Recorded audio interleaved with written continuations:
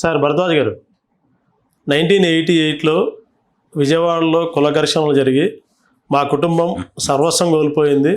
ఒక్క రాత్రిలో మా జీవితం జీరోకి వచ్చేసిందని young energetic hero Ram Pothineni నిన్న జగత్ బాబు హోస్ట్గా చేసే జయమ్ము నిశ్చయమ్ము ఆ కార్యక్రమంలో చెప్పారు. అసలు ఆ విజయవాడలో అంత దారుణమైన కుల ఘర్షణలు ఎప్పుడు జరిగాయి? అసలు ఆ సంఘటన ఏంటి? యాక్చువల్గా అది కుల ఘర్షణ కాదండి, కుల ఘర్షణగా పోర్ట్రేట్ చేస్తూ వస్తున్నారు. నిన్న రామ్ పోతినేని కూడా అదే మాట్లాడాడు.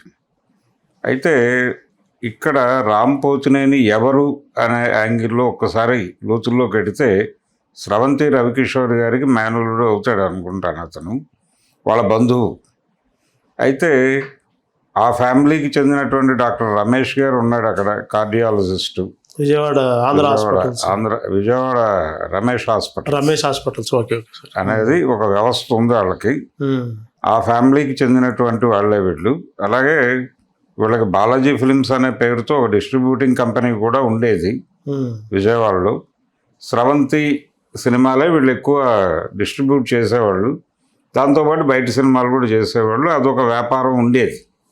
ఇలా రకరకాల వ్యాపారాలు, చార్టర్డ్ అకౌంటెన్సీ, ఇలా నడిచేది వీళ్ళ జీవితం. అయితే ఆయన చెప్పినట్టుగా 88లో జరిగినటువంటి అల్లర్లు, కుల ఘర్షణలు అని ఆయన చెప్పింది రంగా గారి హత్య తర్వాత జరిగినటువంటి ఘర్షణ. విజయవాడలో చాలా వ్యాపారాల మీద దాడులు జరిగాయి. ఆ రోజు జనం ఒక్కసారిగా రివోల్ట్ అయ్యి విజయవాడ నగరం మీద దాడి చేశారు.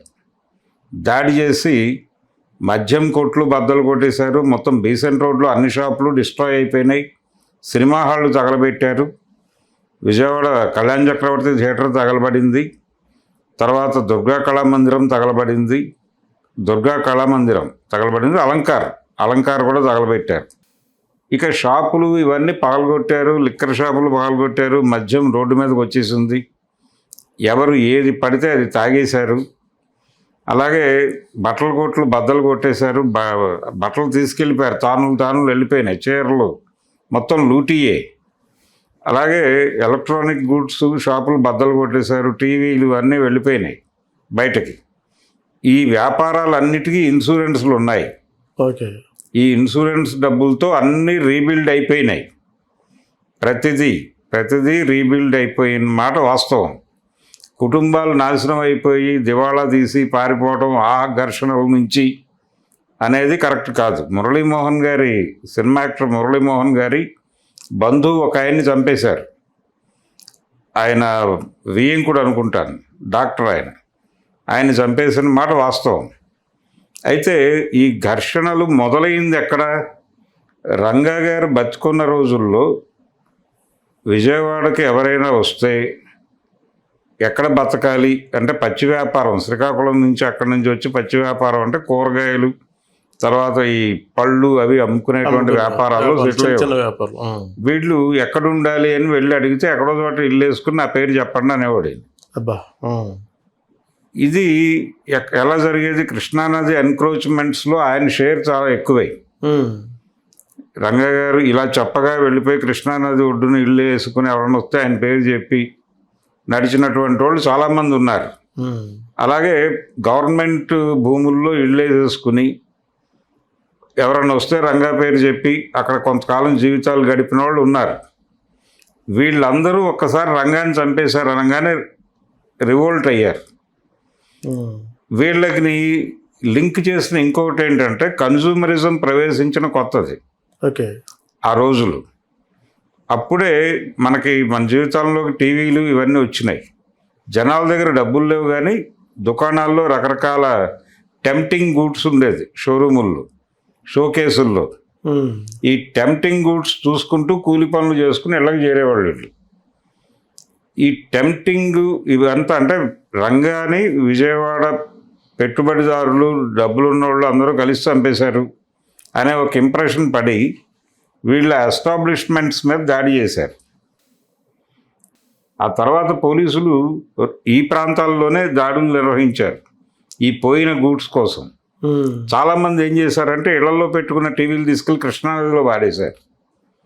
పోలీసులు ఇళ్ళకి వచ్చి చూస్తే దొరికితే టీవీలు మళ్ళీ తీసుకెళ్ళి కేసులు పెడతారేమో అని భయపడి పోలీసులు ఒకవైపు నుంచి సెర్చ్ మొదలు పెట్టగానే చాలామంది వాళ్ళ ఇళ్లలో ఉన్నటువంటి టీవీలు తీసుకెళ్ళి కృష్ణానదిలో పారేశారు.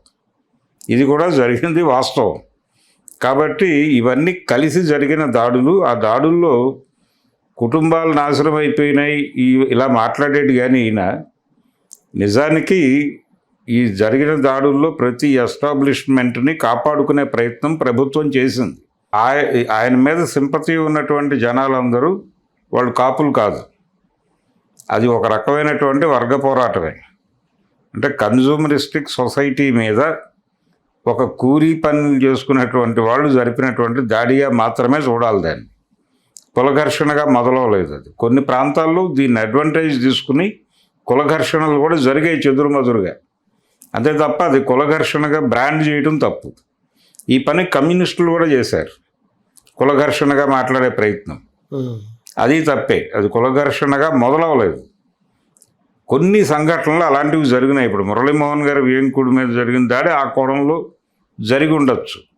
అలాగే అవనిగడ్డ, నాగాయలంక ఏరియాలో ఆ తరహా దాడులు కొన్ని జరిగినాయి, అంతవరకే. గోదావరి జిల్లాల్లో కూడా కొన్ని ప్రాంతాల్లో ఆ తరహా దాడులు జరిగిన మాట వాస్తవం.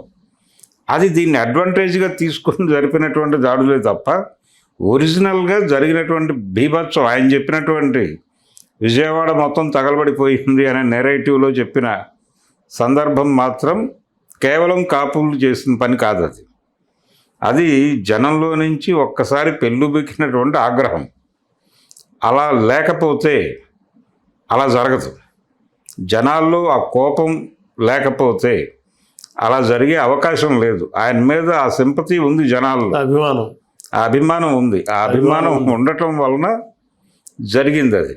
ఆ అభిమాన నాయకుడిని కోల్పోయామన్న బాధతో పేదలు చేసిన దాడి అంతవరకే. అంతే, పేదలు చేసిన దాడి తప్ప మరొకటి కాదు. అది కాదు. అది కానీ కులానికి సంబంధం లేదు. కులఘర్షణగా మాట్లాడటమే తప్పు. అది తప్పదు. ఓకే.